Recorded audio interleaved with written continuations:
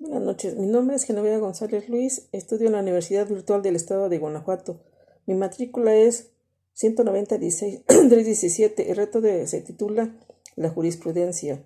El nombre del módulo es Juicio del Amparo 1. Estudio la licenciatura en Derecho. Mi asesor se llama Sofía Pérez Fuentes Sacramento.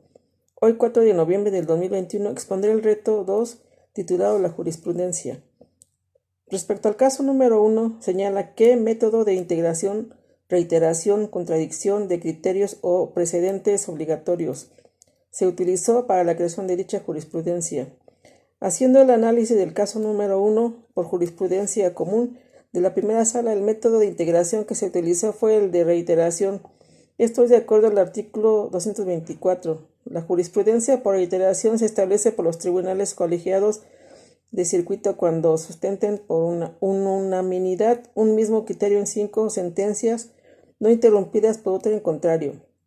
Las cuestiones de hecho o de derecho que no sean necesarias para justificar la decisión no serán obligatorias. Respecto al caso número 2, identifica cuáles son los razonamientos para que la jurisprudencia primera J 93 2013 décima fuera sustituida por la jurisprudencia primera J 78/2018, décima emitida por la primera sala de la Suprema Corte de Justicia de la Nación. De acuerdo con los criterios contendientes, los emitidos por el segundo tribunal colegiado en materia penal y civil del 20º circuito al resolver recurso de queja 31/2018 y el séptimo tribunal al resolver los recursos de queja 137/2016, se determinó que al resolver el juicio de amparo indirecto es procedente contra el acuerdo que ordena citación a la audiencia inicial de formulación de imputación porque afecten directamente a la libertad personal de la persona investigada. Respecto a los casos 1, 2 y 3, indica que época del Semanario Judicial de la Federación fueron publicadas las jurisprudencias. Respecto al caso 1 de la tesis primera J 102/2011, primera sala, y haciendo el análisis de la jurisprudencia común y de acuerdo al Semanario Judicial de la Federación, está sustentada por la novena época. Esta comprende la tesis de jurisprudencia del Pleno, de las salas y de los tribunales colegiados del circuito, las tesis aisladas de los citados órganos, el texto de las ejecutorias o de su parte considerativa para su publicación, así como el texto de una de las ejecutorias que dieron lugar a una jurisprudencia por reiteración.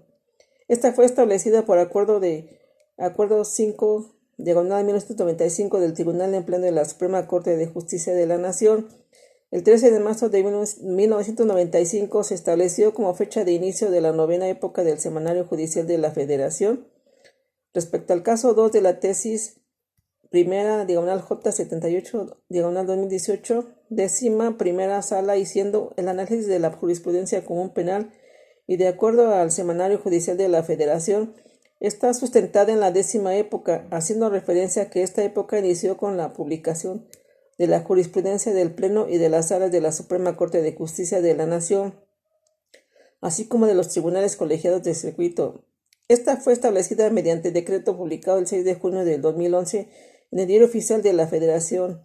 Se reformaron, adicionaron y derogaron diversas disposiciones de los artículos 94, 103, 104 y 107 de la Constitución Política de los Estados Unidos Mexicanos, misma que entraron en vigor el 4 de octubre de 2011.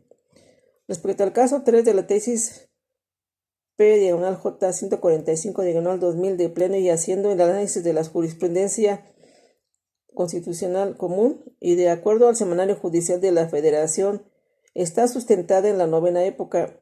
Esta comprende la tesis de la jurisprudencia del Pleno, de las salas y de la jurisprudencia de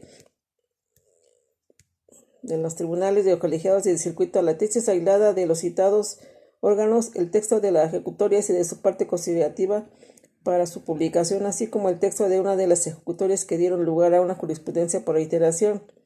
Esta fue establecida por acuerdo 5/1995 del Tribunal Pleno de la Suprema Corte de Justicia de la Nación el 13 de marzo de 1995.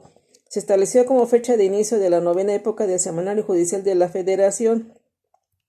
En el caso número 3 señala para qué autoridades es obligatoria la aplicación de dicha jurisprudencia. La jurisprudencia es obligatoria a los que conforman la sesión plenaria que está constituida por senadores y diputados. La jurisprudencia emitida por la Corte es de aplicación obligatoria a partir del lunes hábil siguiente al día de la tesis respectiva, sea aplicada en el semanario judicial de la Federación. En el caso número 1, identifica si se cumple con el requisito establecido en el artículo 223 de la Ley de Amparo respecto a los votos que deben emitirse para su aprobación.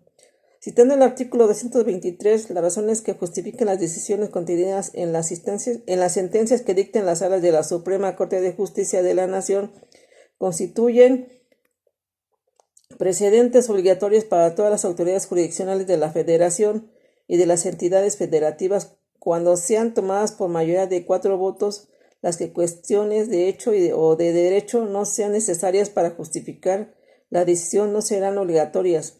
Teniendo los votos necesarios, sí cumple con los requisitos para su aprobación.